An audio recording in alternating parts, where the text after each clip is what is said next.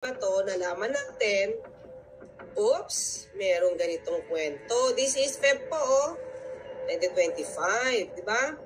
DepEd, 52 million almost went to ghost students in private schools. Di ba? So, paano pag ganito yung leader? Talagang pupunta sa dumpster. Kaya buti na lang. Buti na lang.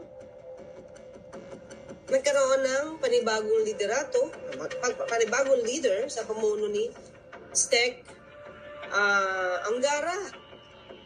Ano kung hindi napalitan to, mga kapatid? Tingin nyo lang. Kasi itong ghost students lumalabas panahon pa ni dating Pangulo Duterte. At nagkaroon pa sa panahon ni DP Sara. Milyones din to, mga kapatid. Pera pa rin to. Diba? O, hindi tayo nagbabalita yan, mga kaklir, ha? Nasa balita to. The Department of Education saved more than 50 million. Actually, hindi lang, mamaya magandang may good news tayo. In taxpayer money when it stopped the release of vouchers meant for senior high school students in 12 private schools that were found to be non-existent. Bakit hindi ito nakita sa panahon ni Titi Sara?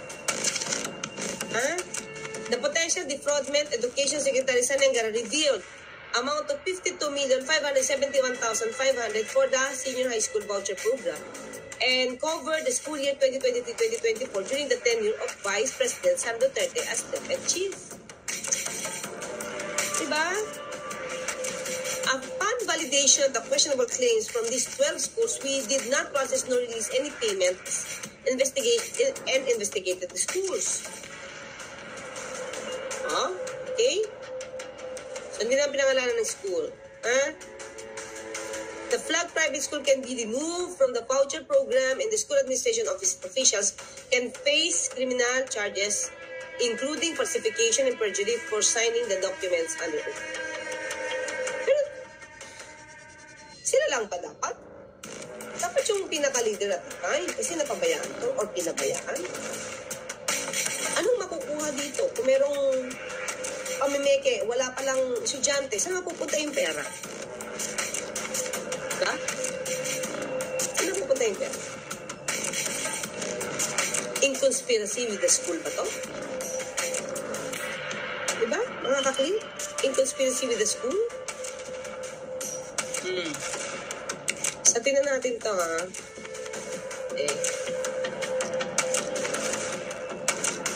Ito yung good news, mga kaklir. Hindi lang 50 million. DepEd, 65 million ang na-recover from 54 schools after voucher probe. Ito nakakataka. Ang dami nito, 54 schools. 65 million. Ang mawawala na naman sa kaban ng bayan dahil sa pakikipagsabuatan o sa pagiging inefficient. Pero inefficient lang ba to, mga kakli? Siguro isa, dalawa inefficient. Pero that's 54 schools. 65 million. Sadya? Anong kikitain dito? Angara said demand letters were sent to 54 schools terminated from the program to return voucher claims for school years o kaninong panahon to? 2021-2022 and 2022 and 2024. Meron pa, di ba, kanina pinakita ko sa inyo 2023 to 2024 panahon na nilipisa. Ito lahat yan, panahon ng mga Duterte, mga kaklir. Di ba? Kaya nga tapos sasabihin na the Philippines is gearing towards or is going to the dumpster. Yun kay VP Sara, wala nang pag-asa. Wala na daw pag-asa ang Pilipinas going to the dumpster. Paano to? Sino ba yung nakikita natin hindi nagtatrabaho? Baka naman nasa dumpster na tayo before. Nasa dumpster na tayo. Ngayon, nililinis na lang. Diba? ang administrasyon niya ni Pangulong Marcos ang naglilinis ng naging kalat ng nakaraang administrasyon. Mukhang nasa dumpster na talaga tayo. Hindi lang ito mga kaklira, meron pa tayong pinag-uusapan before tungkol sa Farman. Diba? So, ano sabi dito ha? 68 million ang na-recover. Ang laki nun. Oh. Okay? He said 38 schools have fully refunded the government, while 2 only made partial refunds, amounting to 65 million ang recover. Hindi lang 50 million. More to come. Ayan o. 14 schools have yet to return the funds. He didn't say how much was recovered from each school. Papadala ulit ng demand letter, oh. Diba? Bakit nangyari ito? Data lang na pwede magkakitaan, ginagawa. Mga klira, meron pa sa panahon ni Pangulong Duterte kay Secretary Liling Briones na sinapo ni VP Sara 1.5 million gadgets ang pinabayaan. Gadgets, books, other materials, diba? Nasa warehouse, hindi kinukuha ng DepEd. Diba? Oh, sige, pakita ulit natin. Gano'n to? Paano mo ngayon? Tanong lang natin naman, VP Sara, paano mo nasabi na ang gobyerno walang ginagawa? Oh, DepEd chief ang laptops, books stored for 4 years. Panahon mo to eh. At hindi mo nagawa ng paraan ito, VP Sara. Yun lang naman mga kaklir. Akala ko ba magaling kang mamuno? You will show to the public servants, you will show to them how to command. Diba? Ano? 1.5 million units of laptops, diba?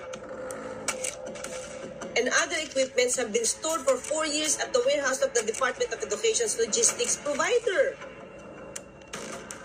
Anong ginawa niyo dito? Kasi hindi kayo nanghingi ng budget para bumili ng laptop. Oh, nagulat ako na 4 years old na pala yung mga gamit doon. Since 2020 pa yung mga kagamitan doon. Anong ginawa? Inunan ni VP Sara ayusin ang kanyang confidential funds. Ang daming napabayaan, no? Diba? Hindi lang naman yung ghost employees ghost students pala ang problema ng DepEd. Oh, ito pa mga kaklir. Ha? Kita natin to. Ghost students to, ha? Oh, ito. Okay. O, Davao, COA na, just Davao City. This is 2018. 2018, ha? Over questionable workers. O, ghost students na, ghost employees pa. Mga clear, hindi tayo gumagawa ng kwento dito, ha? Nasa news to. Ha?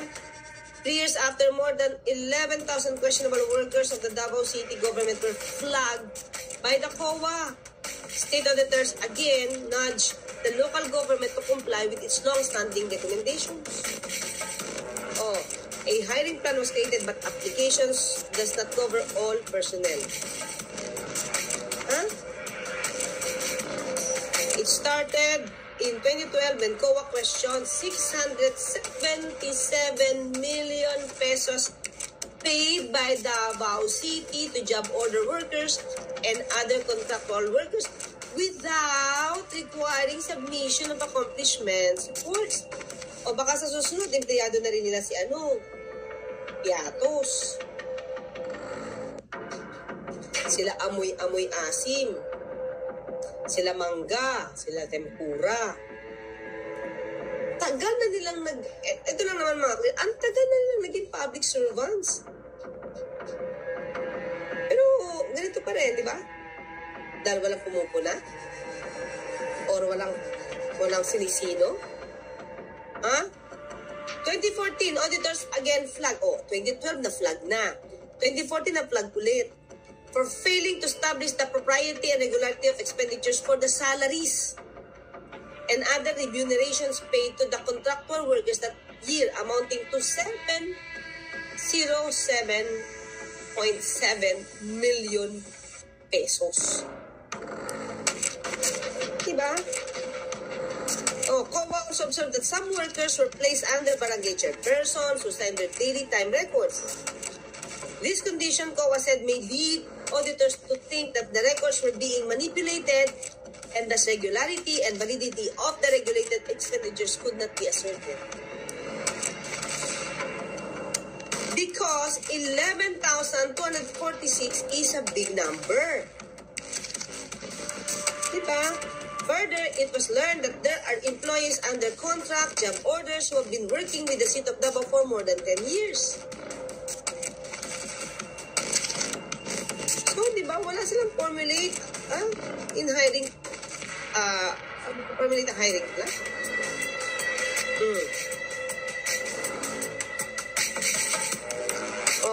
COA also flagged that salaries of these workers were charged to General Services Fund of the city government. Ano ba yung General Services? Carpentry, plumbing, hence job orders, rendering office works, hospital works, engineering works, and administrative works cannot be categorized as general services. So may ano naman sila, diba? May mga records na naman pa iba-iba.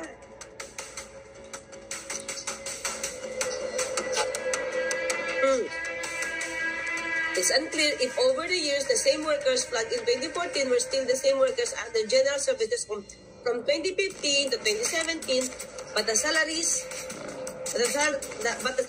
paid to them continue to grow.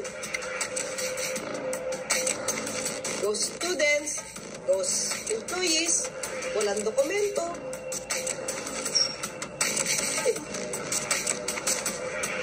Yun. Buti nga, ito si DepEd, Secretary, Sani Angara, winawalis kayo yung kalat na nakaraang administrasyon. Diba? Winawalis. Nililinis. Hirap, diba? Okay, pasahan natin to. Okay. Sara Duterte, Nutriban Republic, at ang mga multo ng bayan, goes employees, goes students, goes budget. Sa Pilipinas, hindi lang natin problema ang multo sa horror movies. Mas madelikado ang mga multo sa payroll at edukasyon. At sino ang reyna ng ghosting galore? Okay. Ito. Opinion niya yan, mga opinion niya yan. Ayokong basahin. Opinion niya yan. Okay? Na may kakaibang talent sa pagpaparami ng mga hindi nakikitang empleyado at estudyante. At iba-ibang mga names sa OVP, confidential funds. Nasaan ang mga batang multo? Nasaan nga bang mga batang multo? Okay, nasaan din lunsod ng mga kaluluwang pawisan, those employees. Okay? Ayan lang yung sinulat niya. Diba? Tapos, dapat transparency, diba? Dapat may transparency.